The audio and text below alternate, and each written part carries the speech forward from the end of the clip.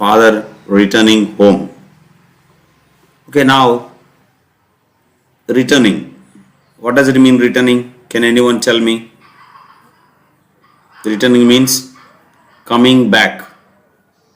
Can you please correct this sentence if it is possible for you? My father returned back home. Please repeat after me. My father returned back home. Come on. Is there anything wrong here? You're right. My father returned home. Because return, the word return is explaining the meaning coming back, come back, came back. So no need of the word again returning back. It is not necessary at all. Now forget about all these words. Now let us come into the mood of the poem. Before going to this poem, just let me show you something. That is nothing but let us know about the poet. Who is this poet? Let us know about this man. Poet. Oh, Purushottam Chitre. What is the name of this poet? Purushottam Chitre. Name is really nice. Look at the photo. He is just beside me. Okay. Dilip Purushottam Chitre. He was born on 17th September 1938. And he was up to, he just lived up to December 2009, December 10th. He was one of the foremost Indian writers and critics to emerge in the post-independence India. Pre-independence India, post-independence India. You are able to understand the word. Okay? Post-mortem, you know the word. Post-test, you know the word. Pre-test, you know the word. Pre-test means the test which is conducted before the commencement of the school, before starting of the school. My dear children, 9th class children, you are going to have classes from February 1st, you no doubt. Physical classes. So before our classes start, within 1 or 2 days, we may have pre-test. Okay. Post-test, pre-test, you are able to understand. We will write this post-test at the end of our 9th class. Post-independent India. Independence. Look at the word independent, independence, independency. Okay, na? Okay, you are right. Emerging independent of India. Apart from being a very important bilingual writer, apart means in addition to, a bilingual writer, linguist, bilingualist, polyglot. Look at the word bilingual. Writing in 2 languages is called bilingual. Okay? Polyglot means writing in so many languages. Linguist means one who writes things, one who writes articles, poems, or something in a language. Okay? Linguist. Of course, I am a linguist. I am a bilingualist. I know Telugu as well as English very well. So he also, okay, writing in Marathi and English. He was also a painter and a filmmaker. Oh, he's a multi-talented person. Huh? Multi-talented. Look at the word. Multi-skilled. Multi-talented person. He's a filmmaker as well as he was a painter. Do you know how to paint? Okay, I know how to paint some horse like that. But I don't know whether you are able to paint or not. Okay, when I paint a horse, it may look like a donkey. I don't know. If you paint horse, how it would be? Horse, okay. Okay, forget about this one. Filmmaker. Did you anytime made any film? Filmmaker. No, I did not. In future, I don't know. His Ekna Kavita or collected poems were published in 1990s in 3 volumes. So his collected poems on anthology, we call it anthology in English. Collected poems, a small poems collected book is called anthology. His anthology was published in 1990s, 1995 like that, so on. As is very selected English poems and Shesha. These are the 3 collected poem books which he just published. English translation of selected Marathi poems, both published by Poetry Wala, are among his last books published in 2007. Now you can understand he also published so many poems, and those poems were appeared in a Poetry Wala. That was a magazine, I think so. I don't know actually. He is also an accomplished translator and has a prolifically translated prose and poetry. Okay, now you can understand he has just wonderful knowledge in writing what is that translated things. Translation, you know. So I saw some translation things. They are very, when you are translating live, it will be very fantastic. Whole college, if you say మొత్తం college అని చెప్తారు. So somebody will say college ki whole padindi, they will say. So this is a translation, but his translations were wonderful. He translated poetry, translated prose. So prolifically he was a wonderful translator, especially from Marathi to English, or some from English to Marathi, I think so. He started his professional film career in 1969 and has since made one feature film, about dozen documentary films, several short films in the cinema format, and about 20 video documentary features. He also scored the music for some of them. So now, my dear friends, he is a multi-talented person. Here is an example.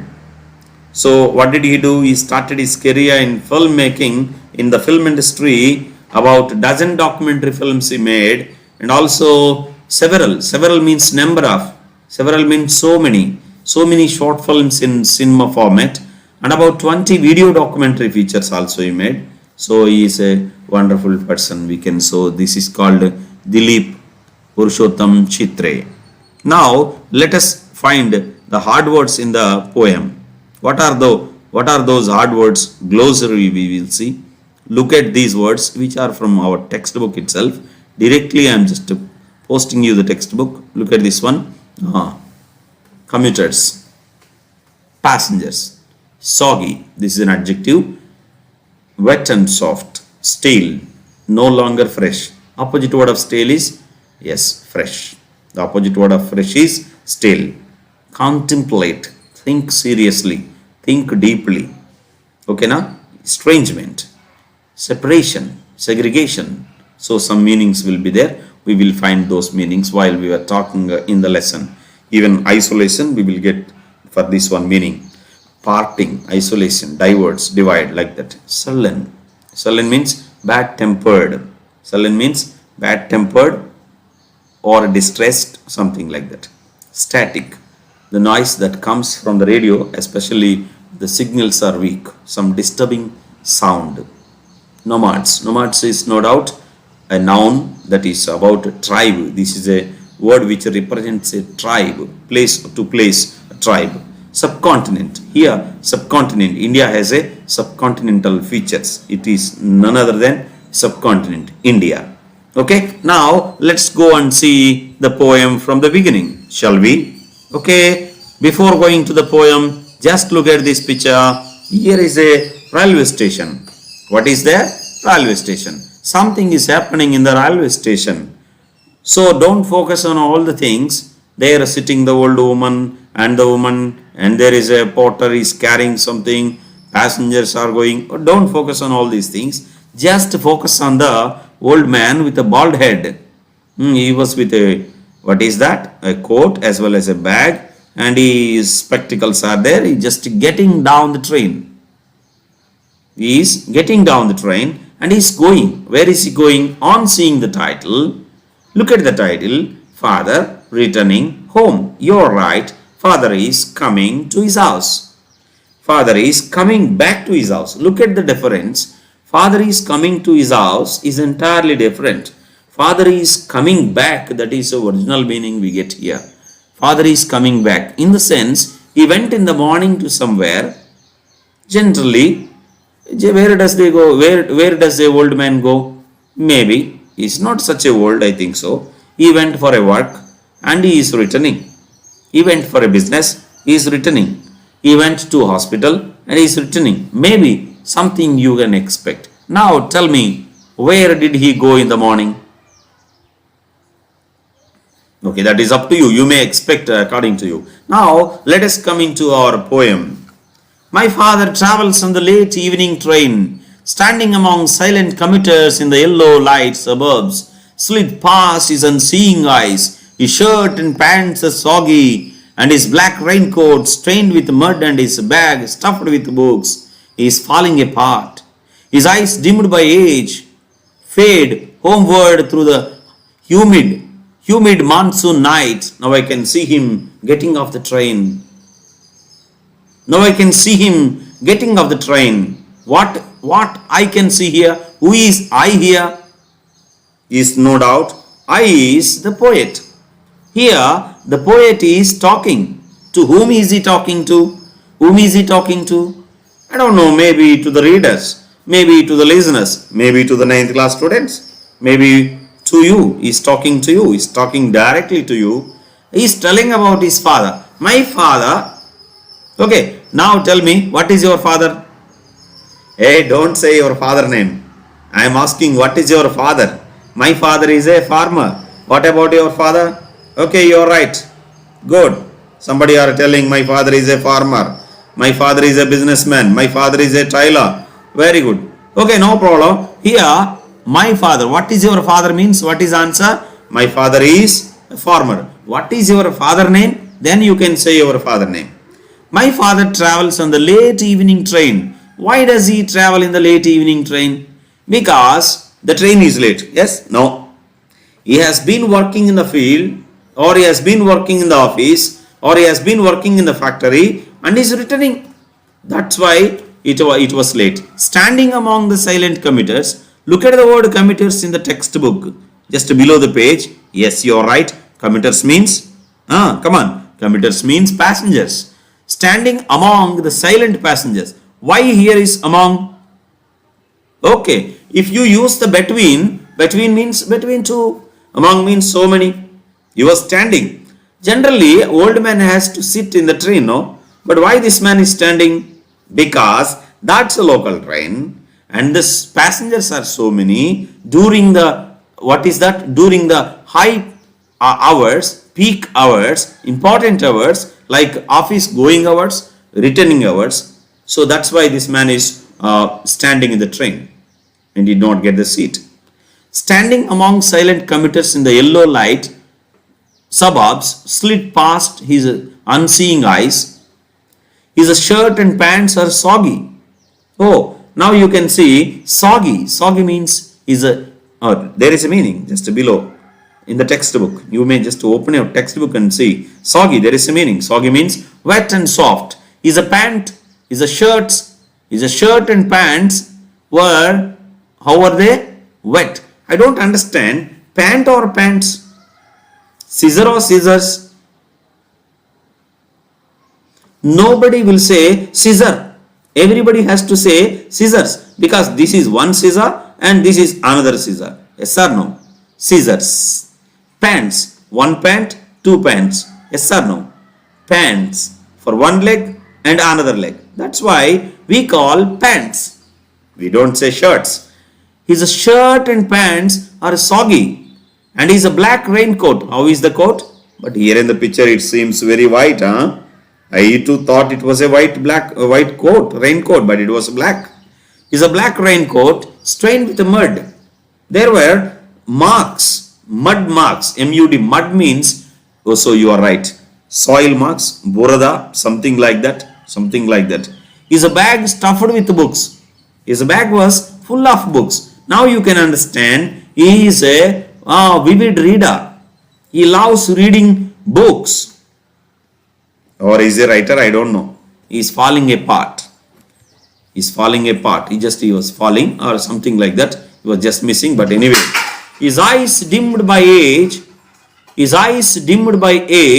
fade homeward through the humid monsoon night. Now I can see him getting off the train. Now I can easily see him. He is getting down the train, getting off the train. Get on, get off. Switch on, switch off. You know this word? Switch on the light. You are right. Switch on, just on. Switch off the light. Switch off. Get on the train. Get off the train. Okay, getting off the train.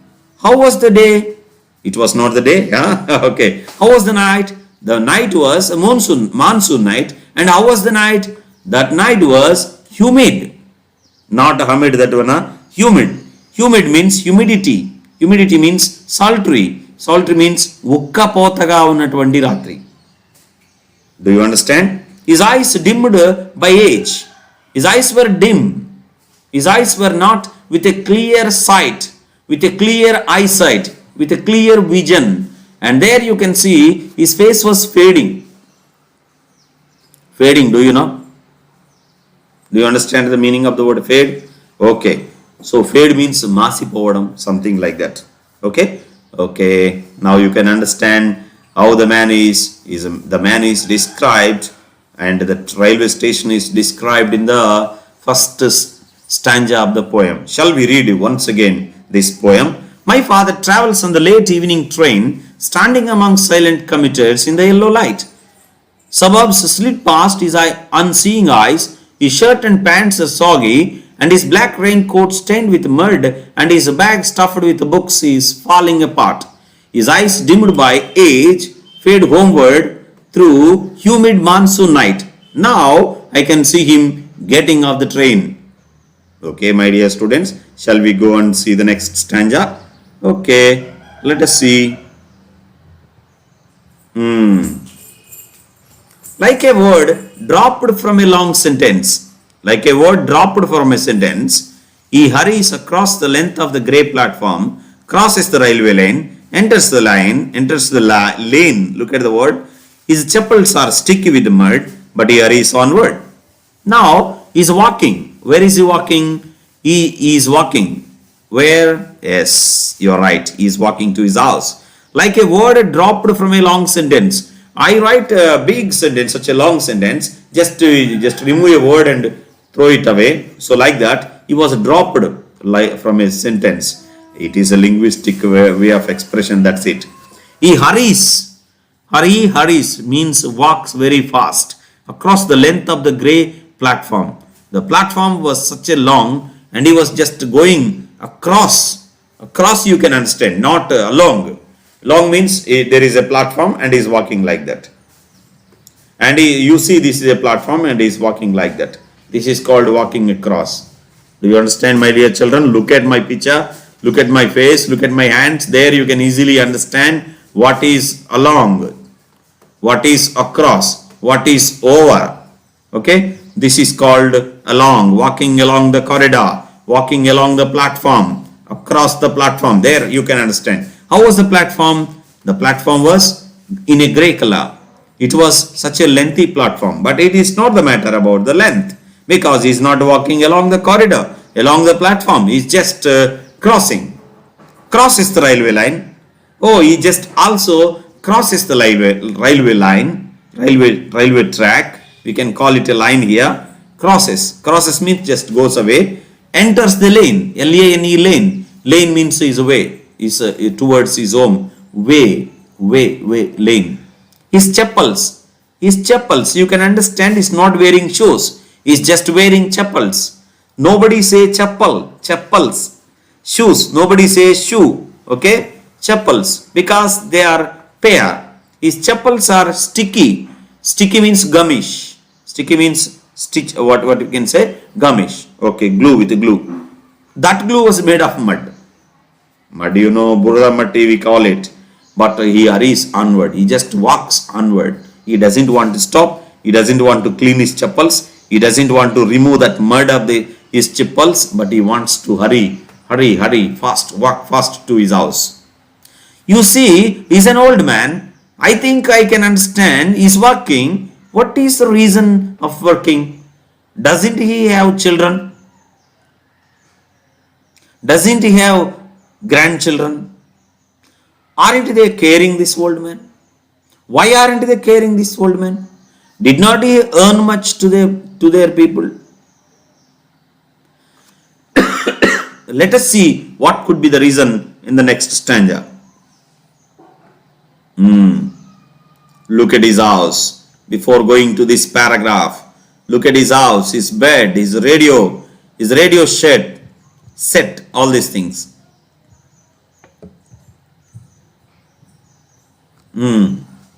His radio set, his chappals, now he changed his dress, I think so.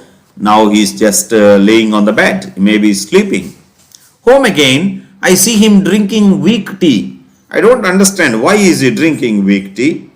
Before going to contemplate on this one, before going to contemplate, think of this poem, let us read this poem again. Home again, I see him drinking weak tea. Home again, I see him drinking weak tea, eating a stale chapati, reading a book. He goes into the toilet to contemplate man's disfigurement from a man-made world. Coming out, he trembles at the sink, the cold water running over his brown hands. A few droplets cling to the graying hairs on his wrists. His sullen children have often refused to share jokes and secrets with him. He will now go to sleep listening to the static on the radio, dreaming of his ancestors and grandchildren, thinking of nomads entering a continent through a narrow pass. What a isolated life this is. Though he had sons and daughters, though he had wonderful grandchildren, now they are not taking care of this man. What is happening in the poem we will see. Home again, I see him drinking weak tea. He came again to his house, but he was drinking what? What he was taking? He was taking weak tea. I don't know what is weak tea. I don't know what is strong tea. Can you tell me? Strong tea. Okay. Strong tea means with more milk and more tea powder. Yes or no? Just cooking it for some time, boiling it for some other time. That is called strong tea. When you just go to a function, if the people are expected 100 and if they came nearly 3000 or 300, they will just mix up with the water, something like that, and the tea becomes weak tea. So here this specially old man is treated especially with weak tea.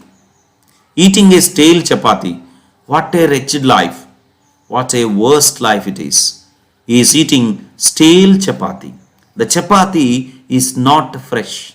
Stale means opposite word of fresh. You see, when he was young man, when his children were with him, he never served stale chapatis to his children. If there are any chapatis which were left over for the next day, he did not serve them to his children. Instead, he took them, his wife took them, they ate and they served their children fresh chapatis. But today, he is not talking anything. He is not complaining. Is he complaining? No. Is he talking? No. Did he come by drinking? No, he did not come by drinking. He is not a drunkard. He is a hard worker. He just gathered something. He just made a house. He built a house. He just gathered some lands. Though he just possessed so many things. Today, as his wife is no more, he has to satisfy, he has to fill his stomach with a stale chapati. Really, I can't stop my tears here.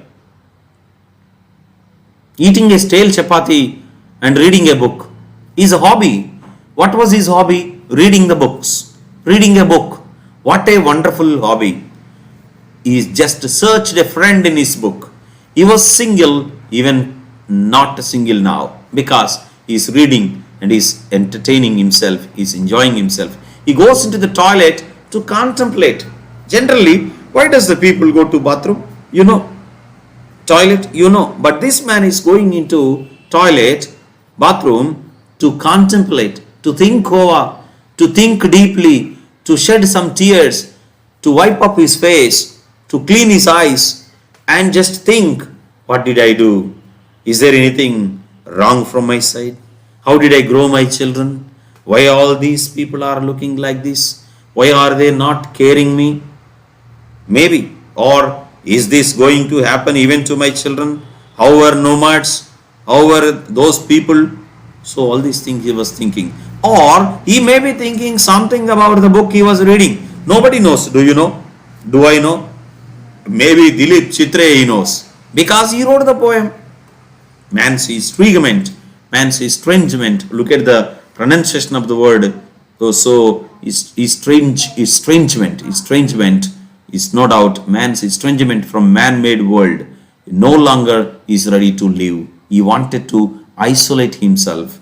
He wanted to divorce from this world, or maybe from his sons, or so on. So man's estrangement from man-made world. He wanted to have a divorce. He wanted to be isolated from this man-made world. Man-made world. Actually, the world is made by God, or maybe by Big Bang theory. I don't know. But the man is making this world really materialistic. There are animals, there are birds, there are so many things to share the life, share the earth. What is that air? He is breathing. They are breathing. Yes or no? Yes or no? Birds are breathing. He is taking the same breath. Lions are breathing. He is taking the same breath. Okay? Tractors are breathing. I don't know. They are not breathing. They are releasing such a carbon dioxide, and they are increasing. Those things are man-made. And people are running after materialistic wealth. That is what just bothers this man. Coming out, he trembles at the sink. Just comes out and it just trembles, just he fears. He doesn't know how to open, or I don't know. The cold water running over his brown hands. He was just washing his hands with the cold water. No hot water at all. A few droplets, a few drops stopped there to the graying hairs on his breasts. So on his breast we can see some gray colored hair. Gray means this is a old man's scenario, we can say. His sullen children have often refused to share jokes and secrets with him. His sullen children, sullen, bad-tempered, depressed, they are not ready to share everything with this old man. When does this old man die? That is their thinking. Why this man is living here? He could share everything with us and go. That is their feeling. These type of people are there in the society, my dear children. There are. Even now I see, talking to the parents, even how many years will you scold me? You may scold me for 2 or 3 years. You may scold me for 10 years. Come on, scold me. That is what their children are telling. And some children are telling, if you die, you die, no problem. Come on, when will you die? Why did you come back from the hospital? There are some children I saw. When I see this type of children, no, I don't know what is happening in this world. Why the children are behaving like that? His sullen children have often refused to share jokes and secrets with him. He will now go to sleep. Now this man is going to sleep. No doubt, he will go. Will is explaining compulsory. Mandatorily is going to sleep, listening to the radio. But I am sorry, this radio is not giving a wonderful sound, because the radio is also an old one. What is it giving? It is just giving a static sound. What does it mean, static? Disturbing noise. Some disturbing noise is coming from the radio, like when signals are not connected properly, some sounds will come in the radio, just like air sound, like that. Dreaming. He was dreaming, and he was sleeping. What was he dreaming? He was dreaming of his ancestors, how my forefathers, how my grandparents, how my parents, and their forefathers, and their ancestors, how did they live? How did they behave? How their children looked at them? And he was also thinking about the grandchildren, my grandchildren, my son's children, my daughter's children, how they will look, how they will treat these people. Thinking. He was also thinking, he was just going back. He was just coming forward. He was just going back, and he was coming forward, and he was thinking of nomads. Nomads are the tribes. They lived from place to place. They roamed from place to place in the search of food, hunting animals, hunting birds, and so on. They were tribes. They were none other than Adavi Manushulu, we call. So nomads entering the subcontinent through a narrow pass. How did they come? How nomads came to this world? And he was just go on thinking, contemplating not only in the bathroom and also not only dreaming here, he was also in the house and he was just go on thinking. I don't know, my dear children, it is really a wonderful lesson to contemplate how you are looking your parents, how your parents are looking your grandparents. Are you taking care of them? If your parents are not taking care of your grandparents, come on, take an initiative as a 9th class boy, as a good girl. Come on, take an initiative. Go to them, talk to them, share some jokes. Come on, tell that Sairul sir told today in an online class like this. Because I tell always my children, I tell always everywhere, love always comes from the above. Come on, repeat after me. Love always comes from the above. Come on, once again repeat after me. Love always comes from the above only. Means from God to grandparents, from grandparents to parents, from parents to children. Love never returns. That is what so many wonderful people told. But my dear 9th class students, come on, reverse this one. You are the wonderful people.